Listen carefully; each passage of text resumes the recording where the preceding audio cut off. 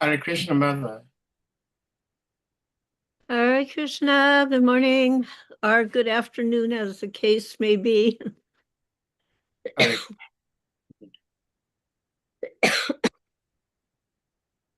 Hare Krishna, Mother. All right. Sorry. Hare Krishna, dear devotees, please accept our humble obeisances. All glories to Jagat Guru Srila Prabhupada. All glories to our beloved speaker for today, Her Grace Malati Devi. And all glories to assembled Vaishnavi devotees. Devotees, we thank you all for being here as always. Mother, thank you so much. We know how inconvenient it was for you to be here, but somehow you managed to be with us. No We're very grateful. Thank you so much. Hare Krishna. The only inconvenience is one's mind. Oh, well, I've yet to learn that. Well, we are very, very grateful. And we may put the verses on the screen and you may start speaking. I think we have. Okay. There was a little mistake. On the flyer, it says 53, 54, but it's actually 52, 54. They're all together. So we'll put it up on the screen. Hare Krishna. Okay.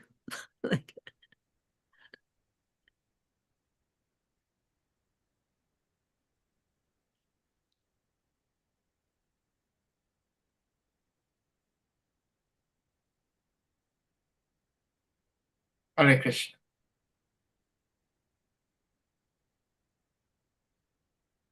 Hare Krishna.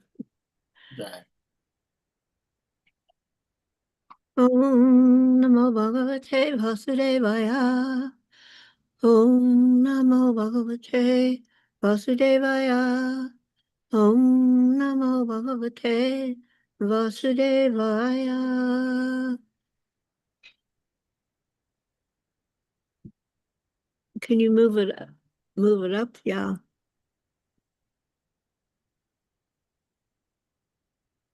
Anyway, somehow or other, I was thinking it was the 55th verse. So you were thinking one mistake and I was making another. Nayararatam astaya jetramani ganarpitam vishpurjak chanda kodando ratina ras trasyan avan swasanyacharanasunam vipayam mandalam kuva vikashan brihatam srinam pariyatasya amshumam viva Tadaiva setava sarve varnashramani bandhanaha bhagavat ratitarajan bijaran bhattadashubhi. Word by word.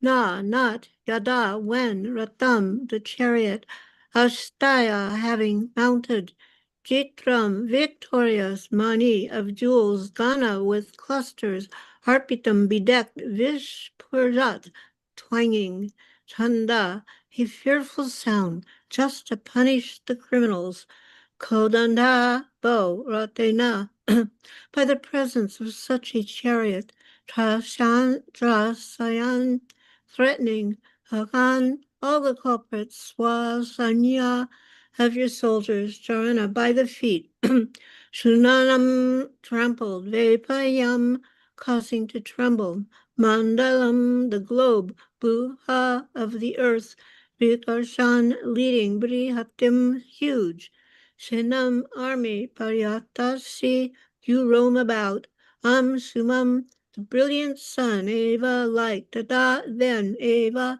certainly, Setava, religious codes, Sarve, all, Varna, of Varnas, Ashrama, of ashramas, Nibanda, obligations, Bhagavat, by the Lord, Rachita, created, Rajan, O king, Bidyaran, they should be broken, but alas, Dasyubihi, by rogues. Translation.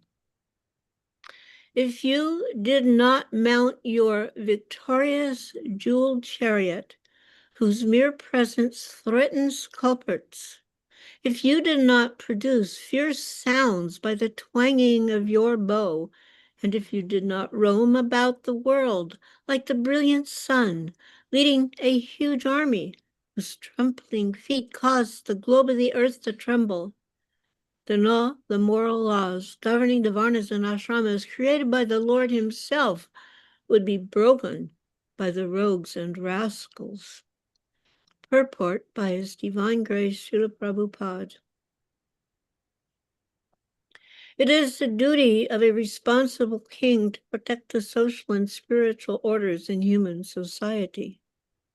The spiritual orders are divided into 4 ashramas, the brahmachari, gihasta, vanaprastha, and sannyas, and the social orders, according to work and qualification, are made up of the brahmanas, the kshatriyas, the vaishyas, and the shudras. These social orders, according to the different grades of work and qualification, are described in Bhagavad Gita. Unfortunately, for want of proper protection by responsible kings, the system of social and spiritual orders has now become a hereditary caste system. But this is not the actual system. Human society means that society which is making progress towards spiritual realization. The most advanced human society was known as Arya. Arya refers to those who are advancing. So the question is, which society is advancing? Advancement does not mean creating material necessities unnecessarily, and thus wasting human energy and aggravation over so-called material comforts. Real advancement is advancement towards spiritual realization, and the community which acted towards this end was known as the Aryan civilization. The intelligent men, the brahmanas, as exemplified by Kardambamudi, were engaged in advancing the spiritual cause, and Kshatriyas like Emperor Swayambhuva used to rule the country and ensure that all facilities for spiritual realization were nicely provided.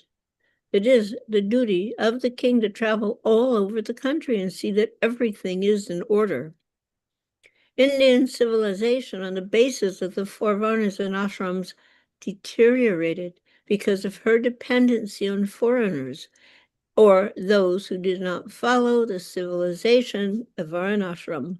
Thus, the varnashram system is now being degraded into the caste system. The institution of 4 varnas and 4 ashrams is confirmed herewith to be Bhagavat Rachita, which means designed by the Supreme Personality of Godhead. In Bhagavad Gita, this is also confirmed. Chaturvanyam maya shristam, the Lord says that the institution of 4 varnas and 4 ashramas is created by me. Anything created by the Lord cannot be closed or covered. The divisions of varnas and ashrams will continue to exist, either in their original form or in degraded form, but because they are created by the Lord, the Supreme Personality of Godhead, they cannot be extinguished. They are like the sun, a creation of God, and therefore will remain. Either covered by clouds or in a clear sky, the sun will continue to exist. Similarly, when the varnashram system becomes degraded, it appears as a hereditary caste system. But in every society, there is an intelligent class of men, a marital class of men, a mercantile class of men, and a laborer class. When they are regulated for cooperation among communities according to the Vedic principles, then there is peace and spiritual advancement. But when there's hatred and malpractice and mutual mistrust in the caste system, the whole system becomes degraded, as is stated herein. it creates a deplorable state. At the present moment, the entire world is in this deplorable state, this deplorable condition, because of giving rights to so many interests. This is due to the degradation of the four castes of varnas and ashrams. Can we go back to the translation?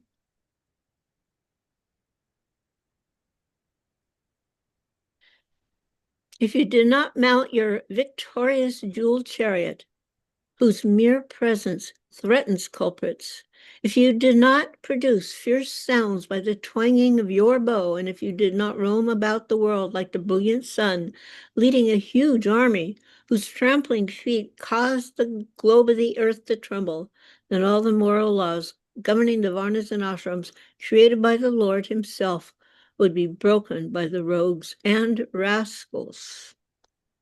Om Agyantimirandasya Janana Sakalaya Chakchun Militam Nina Tasme Sri Gurave Namaha Namo Vishnu Padaya Krishna Prasaya Bhutale Srimate Bhaktivedanta Swaminiti Namane Namaste Saraswati Devi Gauravani Pracharine Nirvishesha Shunyavadi Paskachidasatarane Sri Krishna Chaitanya Prabhu Nityananda Sri Advaita Gadadhar Srivasadi Gaur Bhakta Hare Krishna Krishna Krishna Hare Hare Hare Rama Rama Rama Hare Hare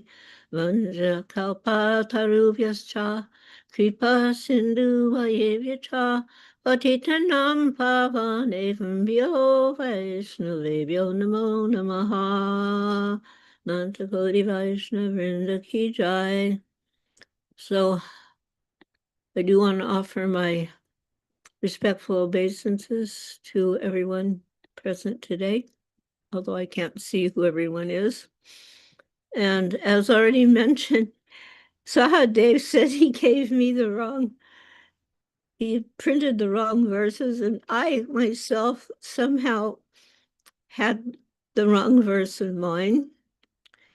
Nonetheless, we will carry on because Srila Prabhupada has explained wherever you open the Bhagavatam, it is sweet. It's not that there can only be one, particular situation that is applicable. Everything in the Bhagavatam is applicable for our mutual spiritual benefit. Now, this particular chapter, Canto 3:21, is entitled The Conversation Between Manu and Kardama. And it's described a meeting between Swayambhuv Manu and the great yogi Kardama Muni by the banks of the Saraswati River. And it does feature Kardama Muni's worship and vision of the Supreme Lord, his prayers of realization, and Manu's extraordinary arrival to offer, this is Swayambhuv Manu, extraordinary arrival to offer his daughter's hand in marriage to this sage. So we also find that they're good devotees kings. In other words, nowadays there's a tendency to dismiss kings, or if there's someone's a king, they're kind of considered a rogue rascal, because in general that's the Kali Yuga picture. But good devotee kings appeared to protect their subjects very carefully with spiritual knowledge. This is, a very important point. When we speak about protection, whether it's protection of our land, our country, our nation, our families, our wives, our children, this real protection is spiritual knowledge. And that was the duty of devotee kings. And by hearing the history of their activities, therefore, one becomes more enlightened. And in this connection, there's a word Prabhupada pointed out, param samataha, which indicates that the progeny created by Swayambhuva Manu and his sons were approved by great authorities. In other words, sex life for creating exemplary population is acceptable to all sages and authorities in the Vedic literature. In other words, sex life is not completely condemned. It's condemned when it's used only for sense gratification. But that sex life, when it is used for expanding exemplary population, then it becomes acceptable and even glorious. And in this chapter, we also found that the earth is created into 7 islands, and this is still current, like Asia, Europe, Africa, North America, Australia, the North and South Poles, and that there's no chronological history of all the Indian kings in the Srimad Bhagavatam. But the deeds, the activities of the most important kings, such as Priyavarta and Uttanapada, and others like Lord Ramchandra, Maharaj Yudhisthira, are recorded because the activities of such pious kings are worth hearing. People may benefit by studying their history.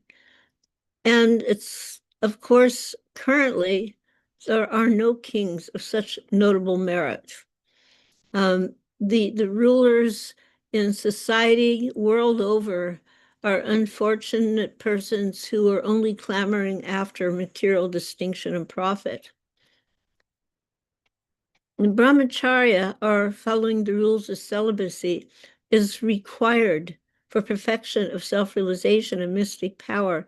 There's no recommendation in the Vedic scriptures that one can go on enjoying material sense gratification at one's whim and at the same time become a so-called great meditator by paying the rascal some money. This is Prabhupada speaking. Now, I think there's many examples of such persons nowadays, but one of the more famous ones, or the most well-known ones back in the day, this Maharishi. So anybody could go to him and give a fee. He didn't even call it a donation, it was a fee. And you would get a mantra. And this mantra was so-called, your personal mantra. And it would guarantee you so much sense gratification and enjoyment. And there were no restrictions on your behavior. So that's why Prabhupada says at the same time, no one can become a great meditator by paying a rascal some money. The yoga practice can be, Krishna. The yoga practice can be successfully performed by persons who have a very long duration of life, such as 100,000 years. So this is something that's just like so extraordinarily unbelievable for the current mindset, for the current experience, for the current population. And yet it's in that way that it's possible to have perfection of yoga. Prabhupada points out clearly there otherwise is no possibility of attaining the real perfection. Following regulations, controlling the senses, practicing the different sitting postures are just preliminary practices. And then Prabhupada, he comments very well, we don't know how people can be captivated by the bogus yoga system in which it's stated. Simply by meditating 15 minutes daily, one can attain the so-called perfection of becoming so-called one with God. This is the age of bluffing and quarrel, Kali Yuga, bluffing and quarrel. So actually there's no possibility of attaining yoga perfection by such paltry proposals. Now, Prabhupada used this word paltry. And in case you're not familiar with this word paltry, it means inferior, trashy, unfit, meager. In other words, it's not a complementary term. Perfection is attained only by those who are surrendered souls. Where there is no mention of the personality of Godhead, where is the surrender? And where there is no meditation on the personality of Godhead, where is the yoga practice? We even see this in current ISKCON behavior patterns. We see advertisements for so many programs. I will not mention any particular names, but I mean, I just got one advertising for one very large, well-known temple, inviting people to come to the open house, and you can do this and that and the other thing, but there's no mention of any spiritual practice. There's no mention of Prabhupada, what to speak of no mention of Krishna. This is bluffing and cheating. Prabhupada explained one time to one devotee, Sudama Maharaj, who was heading up this yoga village type of preaching concept, and it was challenging. Like, people may come, you do this kind of advertising, you do this kind of presentation void of Krishna. People may come because they're seeing something like interesting, but they will not stay, they will not remain, because it omits the pure behavior and the pure offering and the pure teachings of Lord Chaitanya Mahaprabhu, which is what the soul is hankering for. And real self-realization means connecting the soul with God, with Krishna. So Kardama Muni attained success, and the Lord was pleased with him. He showed him his actual form, and it was not imaginary. Sometimes the impersonal recommend that you can just arbitrarily concentrate one's mind on whatever form you can imagine or whichever form pleases you. But that is clearly not the case. And the Lord showed Kardama Muni his actual divine grace, his actual form, as described in the Vedic literature, the Sabda Brahma, the forms of the Lord clearly indicated by Vedic literature. Kardama Muni, he didn't discover any imaginary form of Krishna, as alleged by rascals. He actually saw the eternal, blissful, and transcendental form of the Lord, just like Lord Krishna was standing before Arjuna. They were speaking to each other. They saw each other. And in the same way, Kardama Muni was having direct darshan of the Supreme Lord. And that is a result of his perfect surrender. What is this surrender? Giving up separate objects, giving up separate goals and interests that keep you apart from Krishna. The perfection of yoga does not terminate in voidness or impersonalism. It's attained. The perfection of yoga is obtained when one actually sees the personality of Godhead in his eternal form. And the process of Krishna consciousness is to deliver the form of Krishna directly. And the form of Krishna is described in authoritative Vedic literature. The most outstanding descriptions come from the Brahma Samhita, that his abode is made of Chintamani stone, and the Lord plays there as a cowherd boy, and he's served by many thousands of Lakshmis, gopis, goddesses of fortune. And these descriptions are authoritative. And Krishna is a conscious person. A Krishna conscious person takes these descriptions directly. He acts on them, he preaches about them, and he practices devotional service, bhakti, as enjoined in the authoritative scriptures. In early 1968, one young devotee, Harsharani Devi, who was initiated in January 67, along with myself. There was 4 of us, Harsharani, myself, Shamsundar, and Haridas. Haridas Prabhu just recently left his body, and there is a nice description of his different pastimes with Prabhupada in a Back to Godhead not too long ago. So she wrote a poem, and in the poem she was describing Prabhupada as a cowboy, because we didn't really know the word Gopa at that point. And when we read that poem, some of us were thinking it was maybe a little silly, childish, and it was decided to ask Srila Prabhupada. And Srila Prabhupada heard that, he read it, and he goes, "She has understood." So we were a little shocked by that.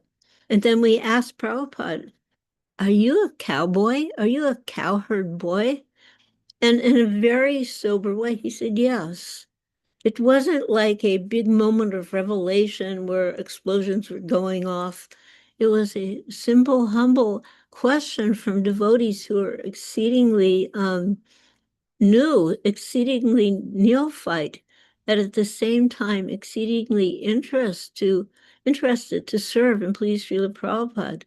So it would have been in other situations a rather impudent question, but considering that it was coming from young neophytes with an honest desire to serve him, when he was asked, "Are you a cowherd boy?" he answered yes. That was it. There wasn't any further to do. And we all felt immensely satisfied to realize our Srila Prabhupada, but at that time, Swamiji, as one of the cowherd boys intimately serving Krishna. And in fact, one young artist painted a picture of Krishna and Balaram and the cowherd boys, and she painted one of the cowherd boys as a young Prabhupada, as a young Swamiji. And then she showed it to him, and he smiled. He accepted that. So real devotees of Bhakti Yoga accept only the material necessities of life absolutely needed to maintain this body and soul together. They refrain completely from all exaggerated material sense gratification. Now, we like to we like to kind of read that and consider it, and at the same time, I don't think there's one among us who can actually completely say that we are fully 100% disengaged from wanting any material activities or sense gratification. It's part of obtaining a material body. Those things will be there.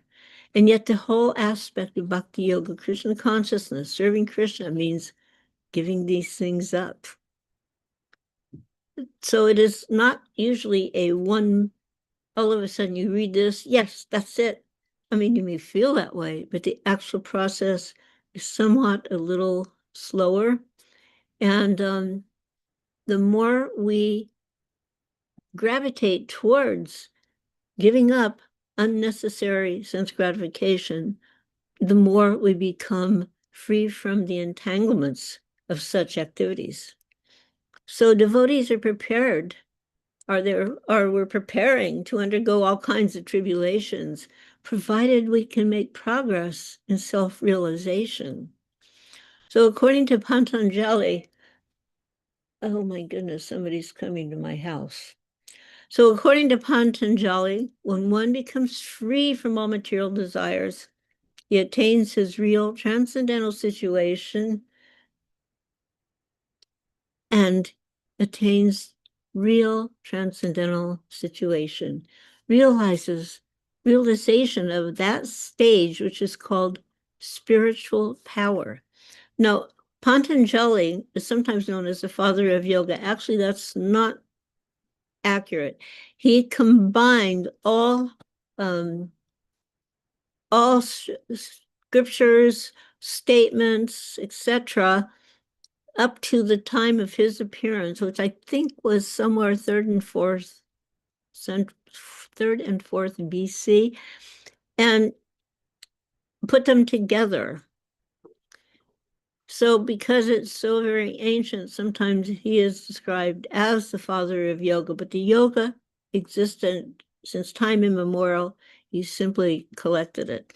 And he expressed that when one becomes freed from all material desires, then that person attains his real transcendental situation and realization. And that stage is called spiritual power. Sometimes we hear about different types of power, and Patanjali is giving a description of spiritual power. So in material activities, a person engages in the modes of material nature, and the aspirations are therefore to be religious, to be economically enriched, to gratify one's senses, and to become one with the Supreme.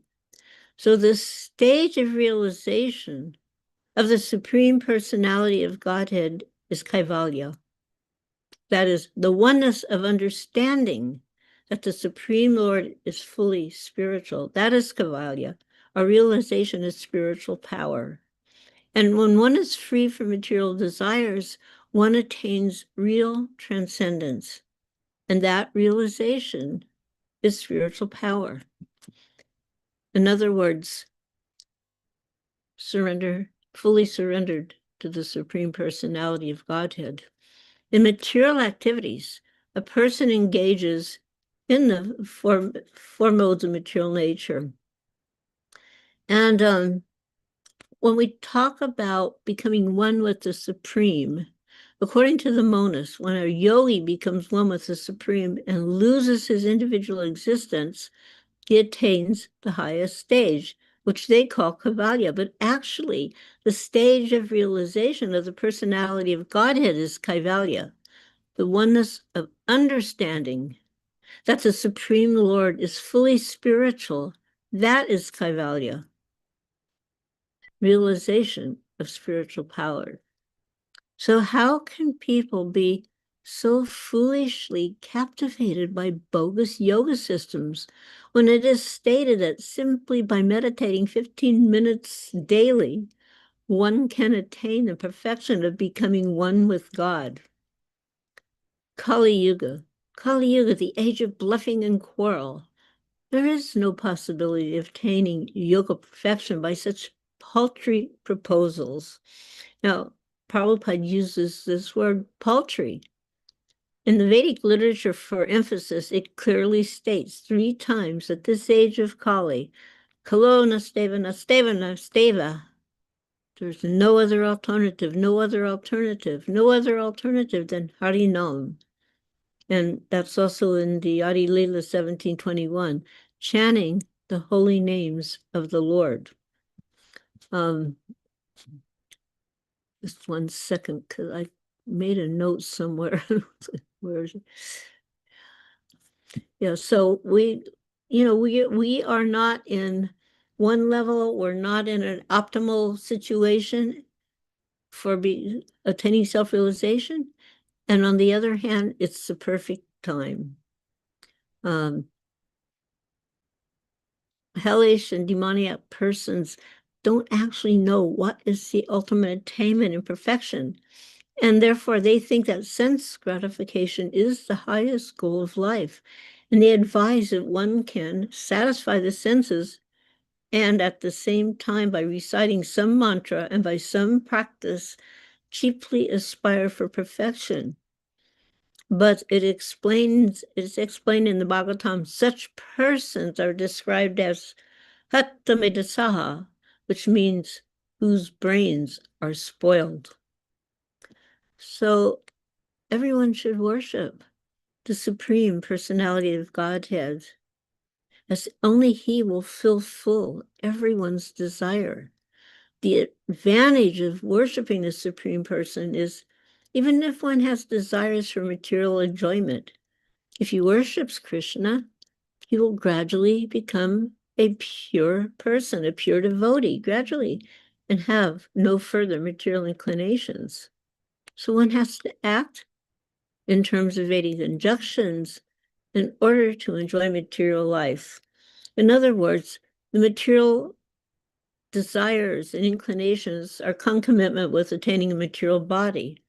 But those who have taken to devotional service of the Lord are not afraid of accepting the rules and regulations of the material world, and such devotees don't care for the conventions of material activities. Prabhupada said they boldly take to that shelter of Krishna, who is like an umbrella against repeated birth and death. In other words, only Krishna will save us from any type of calamity ultimately. Constant transmigration of the soul from one body to another body is the cause of suffering in material existence. And this conditioned life in material existence is called samsara. One may perform good work, take his birth in a nice material condition, but the process under which birth and death take place, it's like a terrible fire. English version of the samsara, the blazing fire of samsara, afflicts us all life after life. But Guru Deva's pleasant reign extinguishing this mortal strife. So when the sun rises and sets, it takes away the life of all living entities, but it cannot take away the life of those who are engaged in devotional service. And in order for that engagement to be fulfilled, one must accept the shelter of the lotus feet of a bona fide spiritual master. There is an identity of this world with the Supreme Lord, and this identity is accepted in a misconceived way by the impersonalists. They say that the Supreme Absolute, transforming himself into the universe, loses his separate existence. So then they accept the world and everything in it to be the Lord. And that's pantheism, wherein everything is considered to be God. And this is the view of the impersonalist. But those who are personal devotees of the Lord take everything to be the property of the Supreme Lord. Everything, whatever we see, is a manifestation of the Supreme Lord, and therefore everything should be engaged in the service of the Lord. That is what we mean by oneness. You know, as a young person growing up during the hippie era, there was a lot of confusion. Is there God? Is there not God? Does God exist? Does he not exist? I'm God, you're God. And that was going around. And when people would say that, I was thinking, if I'm God, there's no hope in this world. At least I had no answer, but at least I understood whatever. I was definitely not God. And whatever, most likely everyone I was surrounded by, neither were they God. So the difference between the impersonalist and the personalist is that the impersonalist does not accept the separate existence of the Lord, whereas the personalist accepts the Lord. We understand that although he distributes himself in so many ways, he has his separate personal existence, which is described in the Bhagavad Gita. I'm spread all over the universe in my impersonal form. Everything is resting on me, but I am not present in them. So one who goes to the temple of the Lord and worships the Lord with great devotion, but does not show sympathy to the people in general or show respect to other devotees, such a person is considered to be third-class devotee. And the second-class devotee is he who is merciful and compassionate to the fallen soul. So the second-class devotee is always cognizant of his position as an eternal servant of the Lord, and he therefore makes friendship with devotees of the Lord, acts compassionately toward the general public in teaching them devotional service, and refuses to cooperate or associate with non-devotees. Of course, this is becoming very difficult nowadays, and we can say many people like, who is a devotee? Who is a devotee? What does that mean? In this day and age, it's very difficult to find a head of state who's expert in killing the undesirables. We recoil at the thought. Modern heads of state very nicely sit in their palaces or luxurious residence and try without reason to kill innocent persons. Such is the current state of affairs in the USA. So as long as one is not compassionate to people in general in his devotional service to the Lord, he's a third-class devotee. And the first-class devotee gives assurance to every living being that there's no fear of this material existence. Let us live in Krishna consciousness and conquer the nations of material existence.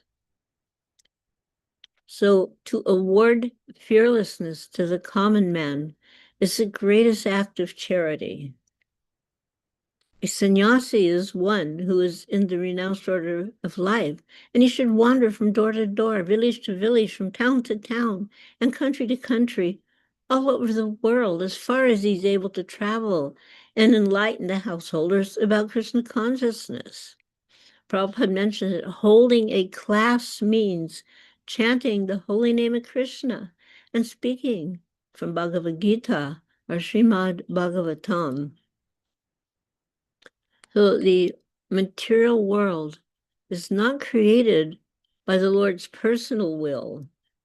It is created by his external energy because the living entities want to enjoy it. The material world is not created for those who do not want to enjoy sense gratification, who constantly remain in transcendental love, loving service, and are eternally Krishna conscious. The material world isn't created for the devotees. It's created for those persons who are not yet able to disconnect from the pure devotional loving service to the Supreme Lord. Just as ISKCON was not created by Srila Prabhupada as an alternative playground for material enjoyment disguised as a spiritual arena without spiritual standards and codes and loose behavior patterns, camouflaged as signs of being so-called open-minded. I think everybody is probably aware of the 7 purposes of ISKCON, yes? So being broad-minded is a good beginning. Srila Prabhupada was broad-minded. Being broad-minded is a deeper achievement. Then common synonyms for broad-minded include open-minded. In other words, Prabhupada was not simply open-minded, he was broad-minded. He was tolerant, he was liberal, he was receptive, and he was unprejudiced. Srila Prabhupada's entrance unannounced to the Genu population was not unlike the situation described herewith. So just like when Kadamba Muni arrived, when Swayambhu Manu arrived with his wife and daughter, Kadamba was open-minded. It was an unconventional situation that a king was coming before a great sage, and the king was offering his obeisances to the great sage. In a similar way, Prabhupada's entrance to the West, it was unannounced to the general population. It was not unlike that situation. Prabhupada himself in 1968, December 9th, it was in Los Angeles, and it was on that time the occasion of his Guru Maharaj's disappearance, according to the Vedic calendar. So he commented, I was born in a different family. My Guru Maharaj was born in a different family. Who knew that I will come to his protection? Who knew that I will come to America? Who knew that you, American boys and girls, will come to me? These are all Krishna's arrangement. We cannot understand how these things are taking place. And then all of a sudden, perhaps he wrote all of a sudden, perhaps in the States, sometimes between 9th or 10th December. At that time, his Guru Maharaj was a little indisposed. He was staying in Jagannath Puri on the seashore. So Srila Prabhupada wrote him a letter. My dear master, your other disciples, brahmachari sannyasis, They are rendering you direct service. And I am a householder. I cannot live with you. I cannot serve you nicely. So I do not know. How can I serve you? And he commented, it was simply an idea.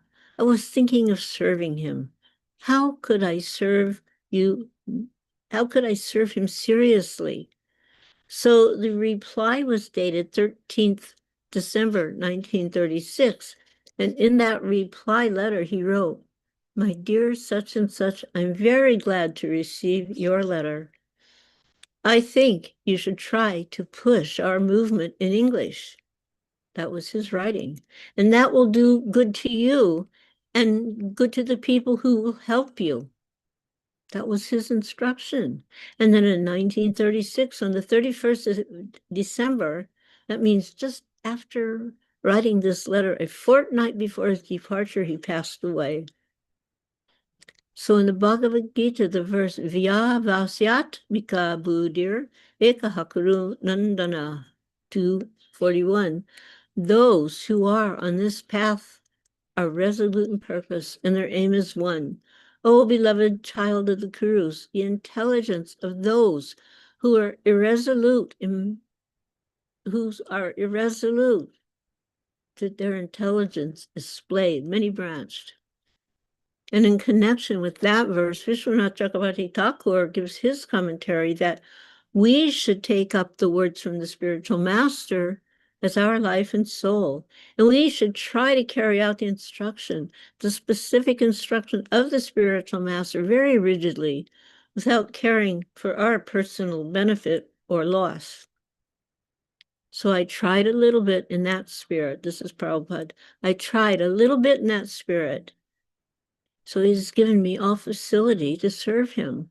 Things have come to this stage that in this old age, I have come to your country, and you are also taking this movement seriously, trying to understand it. We have got some books now, so there is a little foothold of this movement. Bodily sufferings are temporary, and neither can they be checked by the laws of nature. Suppose if you give some distribution of footsteps in some poverty-stricken country, that does not mean that this help makes a solution of the whole problem. The real beneficial work is to invoke every person to Krishna consciousness. And he ended by saying, you've come forward to help me. I shall request you all that I shall go away, but you shall live. Don't give up pushing on this movement. You will be blessed by Lord Chaitanya and His Divine Grace, Bhaktisiddhanta Saraswati Goswami Prabhupada.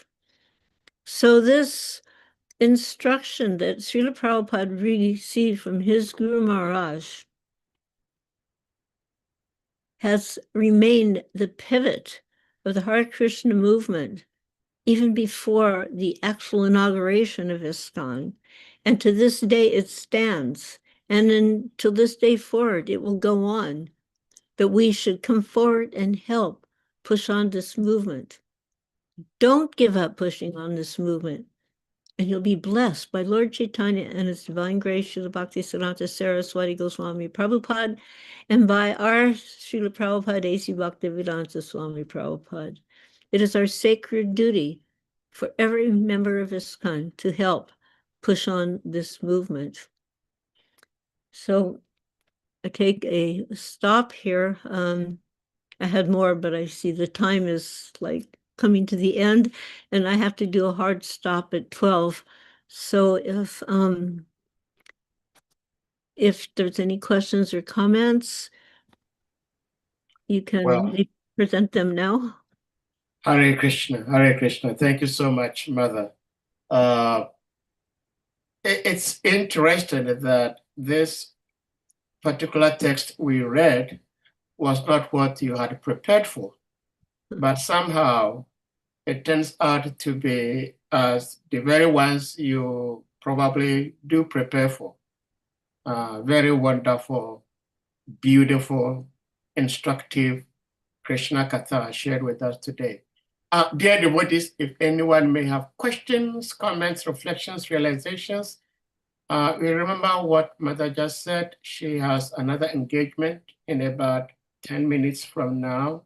So if anyone has questions, comments, reflections, realizations, please, you may be brief and then ask or share before 10 minutes gets here. Hare Krishna. I see something here. I'm not Please, sure. go ahead. Um, Okay. Because my question is, if the ultimate goal of self-realization is total self-transcendence and freedom from ego, why do spiritual powers arise at all? And are the spiritual powers subtle traps of the ego or necessary instruments for the realized state? Now, we all know the example that's often given of a knife. For example, a knife can be used in so many beneficial ways, but a little misstep can create so much havoc, isn't it? Yes. So the same way, these spiritual powers, so people may get these cities, but as a devotee, we're not much interested in that. They're a distraction. They're available, but they're a distraction. And it's the same way, something can always be used for Krishna, but that means it must be completely detached from any sense of sense gratification. And that's why there are very clear rules and regulations to help us avoid these pitfalls. So whatever is being offered, whatever we appear to whatever appears to be bestowed upon us, it can only be accepted in the mood of service to Guru and Krishna. And if there's a tinge at all of, let me just keep a little bit for myself, you're finished. You're not going to get out of the samsara. Thank you so much. The spiritual life is a razor's edge. Yes. This reminds me of Brahma Tirtha Prabhu's book, Perfect Question, Perfect Answers. A very beautiful question and a very amazing answer. Thank you so much. Hare Krishna Prabhu, would you please, you may unmute. Bhakti Moons. Hare Krishna, Prabhu. Hare Krishna. Hare Krishna, Mother Malati, Harinamananda. Yes. How are you? Hare Krishna. Anyway. Hirananda Yes. Prabhu. Yes. Harinamananda, yes. I am currently speaking with someone who I guess they're some connection with Islam. They want to start chanting and become a vegetarian. They say a prasadamtarian. But their situation right now, I guess, for becoming a vegetarian. So how do I help them with the chanting and get more involved with the chanting japa? So you said that the person were they previously connected with Krishna conscious practices? Are they just No, they beginning? really they want to start. So they really like Lord Chaitanya, but I think he's a Muslim background, but he really likes Lord Chaitanya, and I'm trying to get him to start chanting japa, even though I guess maybe some poverty situation, he feels that he can't become a vegetarian at the moment. Trying to push that as well, but I feel chanting is more important. I mean, on one hand, we understand not eating meat is something that will be a block. But if the person is in such a situation, if we push that at the beginning of the line, they're not going to get past. So the most important thing is to begin the chanting. And on your end, just give them as much Krishna Prasadam as possible if you're physically in contact, or send it to them by the post, Maha, and let him develop a natural taste where he becomes, through the chanting and the taste of prasadam, naturally disinclined. No matter his situation, he becomes disinclined, and then Krishna will help him get through that obstacle. Yes. But as long as he just get him to chant. You say he's interested in Lord Chaitanya. That's fantastic. Yes. He already has he or she already has a big, a big pool right there. Okay. Thank you so much.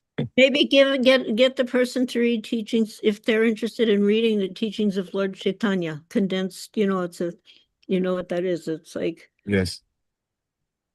Okay. I can do that. Hare Thank you so Krishna. much. Hare Krishna. Hare Krishna. Thank you so much. Mother, I have one quick question before we break this class to a close today.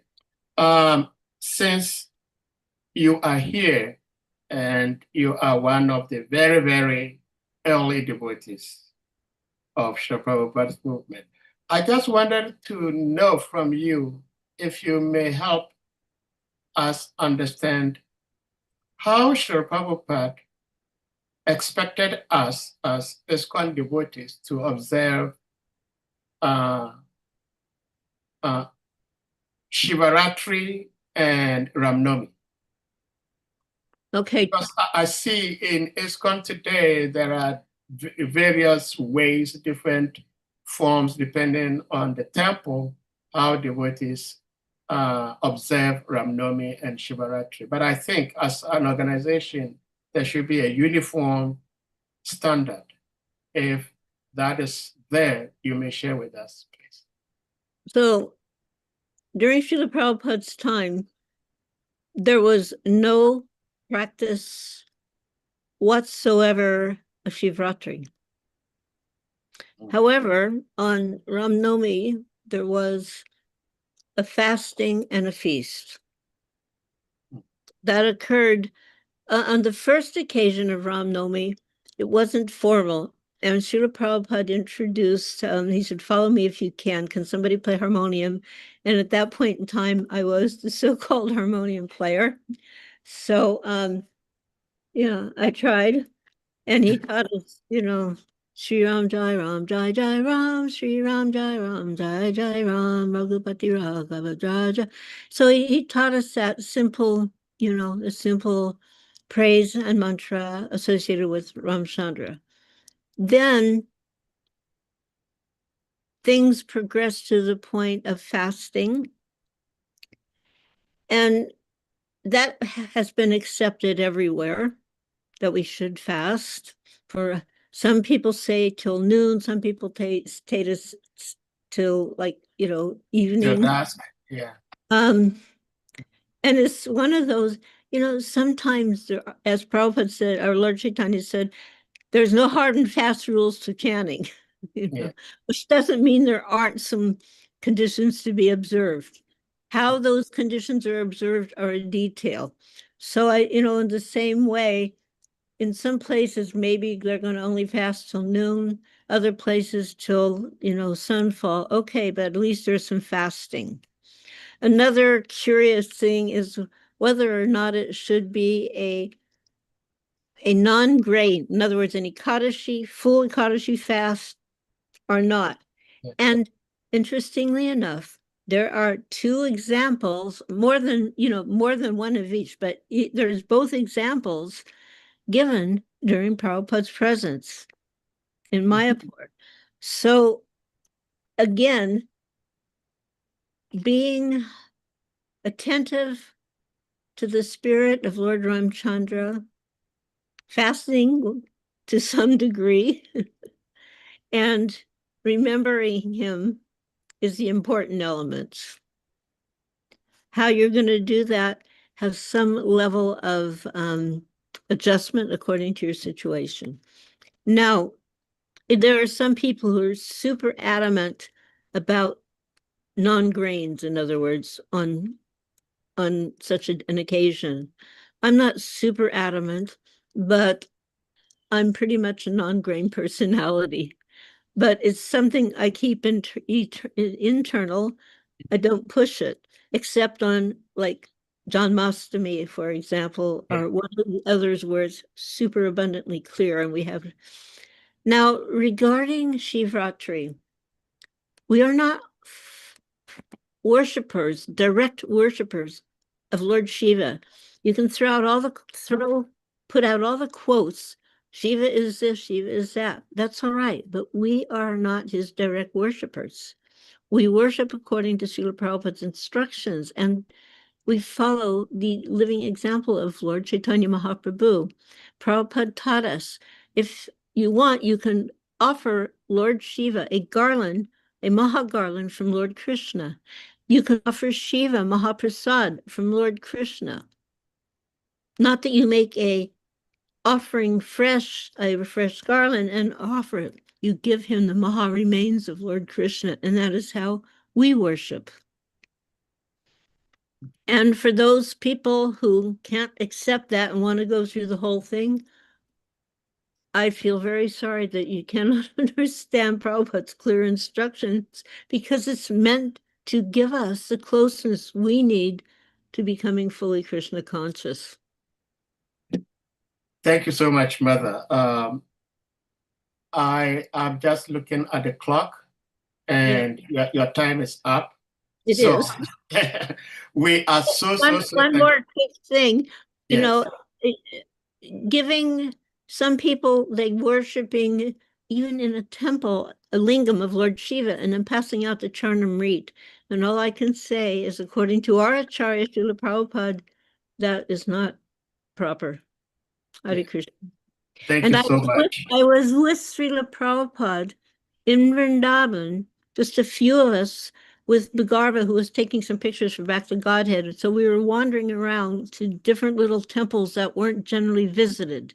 And we came to a Shiva temple, and suddenly the few of us were looking, oh, what's he going to do? Like we'd never been inside a Shiva temple in India. So Prabhupada, expecting our hesitancy, turned around. He goes, whatever I do, you do. And he went in, but he had his hands together. So we went in with our hands together.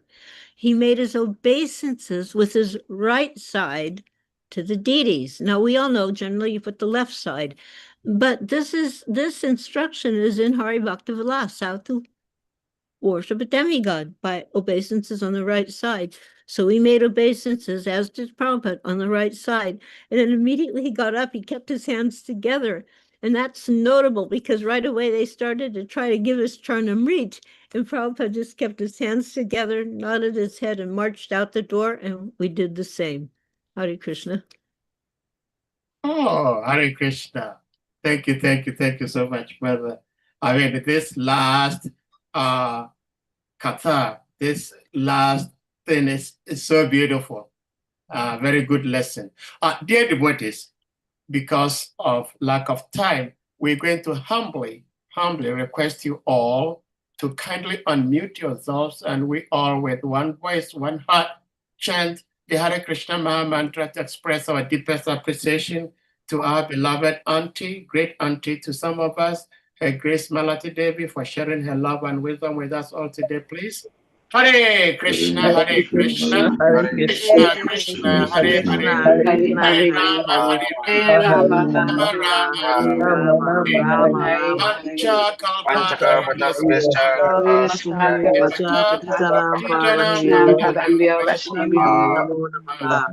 Ananta Koti Vaishnava Vrinda Ki Jai. All glories to Grace Malati Devi Ki Jai. All glories to Jagat Guru Srila Prabhupada Ki Jai. And don't forget to offer a prayer to His Holiness Jaipataka Swami to be protected, whatever direction things take. Hare Krishna. Hare Krishna. Thank you so much. Hare Krishna.